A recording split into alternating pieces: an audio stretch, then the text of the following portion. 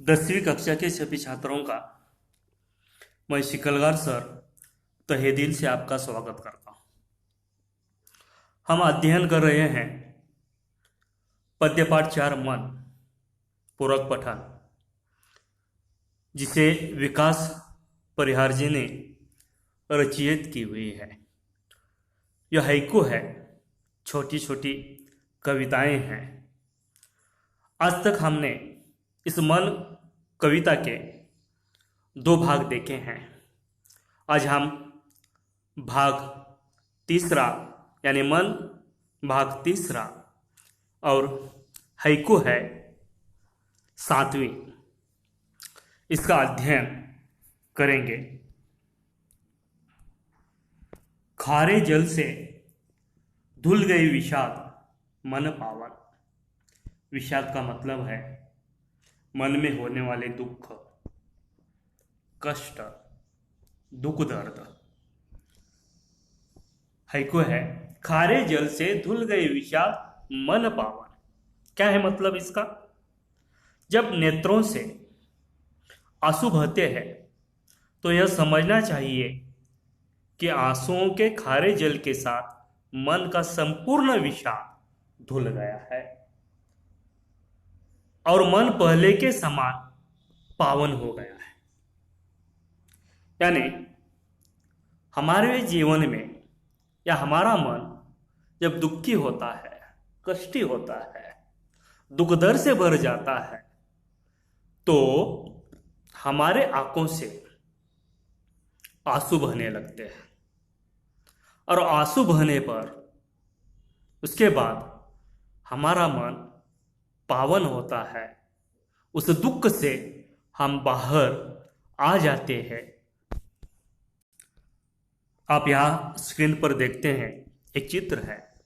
आंखों से बहने वाले यह आंसू हैं। माना जाता है जो दुख के आंसू होते हैं वे खारे होते हैं और आनंद अश्रु जो होते हैं वो मीठे होते हैं। दुख के आंसू खारे होते हैं। जो मनुष्य गलती करता है उसे तो चोट पहुंचनी ही है। धरती के सभी मनुष्यों का स्वभाव एक जैसा नहीं होता है। सभी मनुष्य का स्वभाव एक जैसा नहीं है और जो मनुष्य अपने जीवन में गलती करता है तो उसे चोट पहुंचती है। जो समझदार अपने जीवन के प्रति आस्था, कुछ इंसान समझदार होते हैं, वे अपने जीवन के प्रति आस्था रखते हैं, कर्म के प्रति निष्ठा रखने वाले होते हैं। कर्म यानी काम, अपना काम ही और आप ही भले, वो काम से ही संतुष्ट रहते हैं, अच्छे काम करते रहते हैं। वे अपने जीवन में कभी भी बुरा काम नहीं करते, परंतु भूल से या नासमझी से गलती हो जाती है। आखिर मनुष्य है, उनके हाथों से गलती होती है, नासमझी से गलती होती है, भूल से गलती होती है और मन में असंतोष एवं रिश्तों में दूरता आ जाती है। इससे वो समझदार व्यक्ति, उसे अपने मन में असंतोष निर्माण होता है कि मैंने ऐसा क्यों किया, मुझे इस तरह नहीं करना चाहिए, और उसके रिश्तों में दूरता आ जाती है। परंतु अपनी भलाई चाहने वाले, लेकिन जो हमारे मित्र होते हैं, अभिभावक होते हैं, माता होती है, पिताजी होते हैं, गुरुजन होते हैं, जो हमारे भलाई चाहने वाले होते हैं, वो जानते हैं कि यह व्यक्ति समझदार है, भला व्यक्ति है, इसके हाथों से यह नासमझी हो गई है, इसलिए वे हमारे अभिभावक हमें कड़वी बातें सुनाते हैं। हमें सुधारने के लिए, हमारी भूल फिर से न हमारे जीवन में हो, इसलिए यह गुरुजन हो, अभिभावक हो, मित्र हो, हमें यह कड़वी बातें सुनाते हैं जो हमारे ही हित में होती है। वे करते हैं, यानी हमारे हित की बातें ही वे करते हैं, क्योंकि हम सुधर जाए, इस गलतफहमी से दूर हो जाए, हमारे भूल से दूर हो जाए, हमारी यह नासमझी में जो हो गई गलती है, इससे बाहर निकल आए। जब सही और गलत का फर्क हमारे समझ में आ जाता है, और तब हमारे जीवन में, हमारे मन में, या हमारी गलती हमें समझ में आती है कि सच क्या था और झूठ क्या था, तो मन के सारे दुख, विषाद, निराशा दूर हो जाती है और हमारा मन, सोच एवं व्यवहार में पवित्रता आ जाती है। तब हमारे आंखों से यह आंसू बहते हैं और यह आंसू से ही हमारा दुख, विषाद, निराशा बहने लगती है और हमारा व्यवहार उस से पवित्र हो जाता है। हम सभी को याद रखना होगा कि अपनी भलाई के लिए की गई कड़वी बातें यह हमारे लिए मीठी ही होनी चाहिए। हमारे अभिभावक, मित्र, माता पिता, गुरुजन जो कुछ कड़वी बातें करते हैं वह हमारी भलाई के लिए होते हैं, हमारे जीवन को आगे ले जाने के लिए होते हैं। यह कड़वी बातें न समझकर वह हमारे जीवन के लिए मीठी बातें हैं, यह समझना चाहिए। यही इस हाइकू में कवि विकास परिहार जी ने कहा है, खारे जल से धुल गए विषाद, मन पावन। आगे के हाइकू है, मृत्यु को जीना, जीवन विष पीना है जीजी विषा। जीजी विषा का मतलब है जीने की इच्छा। बहुत ही सुंदर हाइकू यहाँ पर है। देखिए, मृत्यु को जीना, जीवन विष पीना है जीजी विषा। मनुष्य, प्रत्येक मनुष्य के जीवन में अनेक परेशानियां होती हैं, चिंताएं होती हैं, दुख होते हैं और अप्रिय प्रसंग, हम न चाहने वाले भी प्रसंग हमारे जीवन में आ जाते हैं। ऐसे में जीवन रूपी संग्राम में हम जो जीवन जीते हैं, ये एक प्रकार का संग्राम ही है। इस संग्राम में, इस जीवन में हमें डट कर उसका मुकाबला करना चाहिए। यानी हमें जीजी विषा, हमारा जीने की इच्छा, यह इसमें होनी ही चाहिए। मनुष्य को इस बात को समझना होगा कि जीवन जहर, अनगिनत बाधाओं या समस्याओं से भरा होता है और इस जहर को पीकर उसे अमृत में परिवर्तित कर जीवन को बेहतर बनाना ही जिंदगी है। जो हमारे जीवन में दुख आते हैं, संकट आते हैं, अनचाहे प्रसंग आते हैं, उससे हमें पार होना ही है। यह हमारे जीवन में आने वाले जहर है। इन जहर को हमें दूर ही करना है, उन संकटों से मुकाबला करना है, तभी हम अमृत पा सकते हैं, हम अपना जीवन व्यतीत कर सकते हैं। बेहतर जीवन अगर बनाना हो तो हमें इन कठिनाइयों को, इन अप्रसंगों को दूर ही करना होगा। यह जीने का मकसद और आकांक्षा होनी चाहिए। हमें हमेशा हमारे ध्येय के पार जाना है, ध्येय के पास जाना है। हमारा मकसद, हमारी आकांक्षा जो है, उसके प्रति हमारा जीवन व्यतीत होना चाहिए।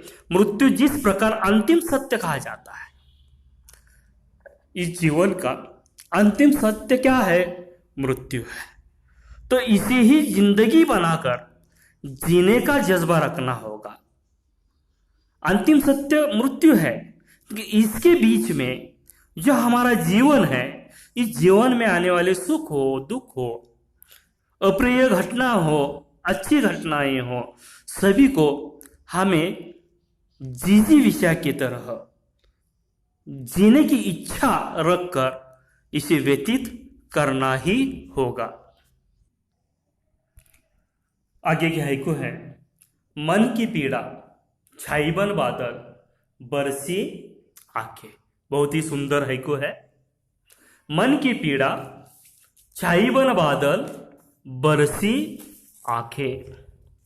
जब आकाश में बादल बहुत घने होते हैं तभी वर्षा होती है। देखिए छात्रों, आकाश में बादल घने होते तभी वर्षा होती है। उसी प्रकार जब मन की पीड़ा बहुत गहरी होती है तो वह बादल बनकर आंसुओं के रूप में बरसने लगती है।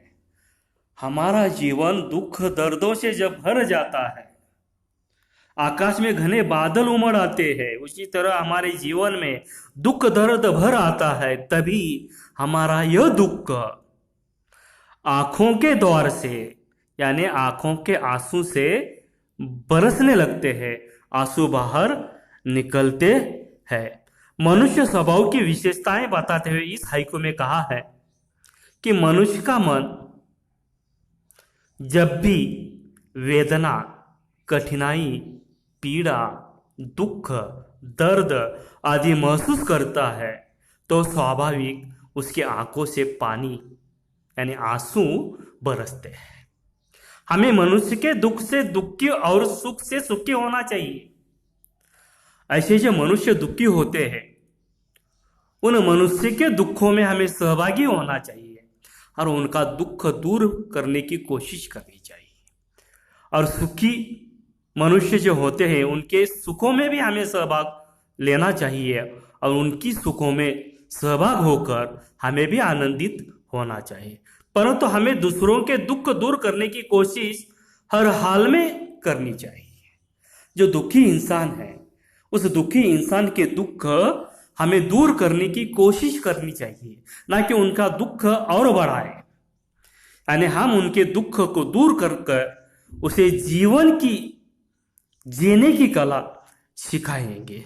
यहाँ पर यह जो हाइकू है लगभग 6 नंबर के हाइकू जो है उसी तरह इसके भाव यहाँ पर हमें दिखाई देते हैं। आगे के हाइकू है, चलती साथ पटरियां रेल की फिर भी वो। बहुत ही सुंदर अर्थ इसके अंदर है। हम रेल की पटरियां हमने देखी हैं। किस तरह होती है रेल की पटरियां? रेल की पटरियां अनंत काल से साथ चल रही है, साथ साथ है, परंतु वे सदा मौन रहती है,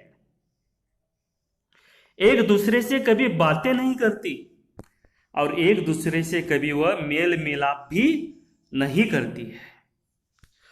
मनुष्य जीवन में सुख और दुख रेल की पटरी की तरह होते हैं। रेल की पटरियां साथ में चलती है परंतु कभी एक नहीं होती, और जहां होती है वह रेल नहीं होती। क्या कहा गया है? देखो कि यह पटरियां साथ साथ चलती है, कभी एक नहीं होती, और जहां यह रेल की पटरियां एक होती है वहां पर रेल कभी नहीं पहुंचती। उसी तरह मनुष्य के जीवन सुख और दुख बराबर साथ चलते हैं। रेल की पटरियों की तरह ही मनुष्य के जीवन में ये दो पटरियां हैं। एक पटरी है सुख की और दूसरी पटरी है दुख की। हमारे जीवन में ये दोनों एक साथ कभी नहीं चलती। अगर जीवन में सुख हो तो सुखी जीवन में दुख की पटरी नहीं आती, और दुख की पटरी हो तो वहां पर सुख नहीं आता। जिस तरह दिन और रात होते हैं उसी तरह सुख और दुख होते हैं। हमें यह समझकर चलना चाहिए कि दिन है, प्रकाश है, तो कभी ना कभी सांझ होगी ही, रात आएगी और अंधेरा भी आएगा। उसी तरह मनुष्य के जीवन में भी अगर अब सुख है तो सुखी जीवन में हमें यह समझकर चलना है कि यह सुख ज्यादा देर नहीं, यह सुख चला जाकर दुख भी हमारे जीवन में आएगा ही, पर एक नहीं होते, और जहां होते हैं वहां उसके अस्तित्व पर आशंका उपस्थित की जाती है। यानी जीवन में सुख और दुख दोनों एक साथ आएंगे तो वो मनुष्य का अस्तित्व नहीं रहेगा। वो मनुष्य नहीं रहेगा। मनुष्य नहीं रहेगा यानी वो मनुष्य समझदार नहीं रहेगा, वो पागल हो जाएगा। इसलिए यहां पर कवि कहते कि मनुष्य के जीवन पर, अस्तित्व पर उसके शंकाएं उपस्थित की जाती है। जैसे नदी के दो तीर है, कभी एक नहीं होते। जब पानी सूख जाता है तो उसके दो तीर रहते ही नहीं, और उसे नदी को नदी नहीं कहा जाएगा, नाम की नदी रहेगी। यानी उस नदी में जब पानी रहेगा तभी तो वो दो तीर होंगे, और उस नदी में अगर पानी नहीं होंगे तो दो तीर नहीं होंगे, वो नदी नहीं रहेगी। मनुष्य को सुख दुख को समान रूप में जानकर स्वीकार करे, अपना जीवन जिए। और हमें अपने जीवन में ये सुख और दुख दोनों का ही स्वागत करते हुए हमें जीवन व्यतीत करना है। ना सुख में सुखी होकर दुख भुलाना नहीं चाहिए, या दुख में दुखी होकर दुख में ही अपना जीवन नहीं बिताना चाहिए। मनुष्य के जीवन में ये दोनों आते ही रहेंगे, जिस तरह ये रेल के दो पटरियां होती है। इस तरह की यह हाइको है, चलती साथ पटरियां रेल की फिर भी मौन। ठीक है, हम यहाँ पर रुकेंगे, आगे की हाइको आगे देखेंगे। सभी का धन्यवाद।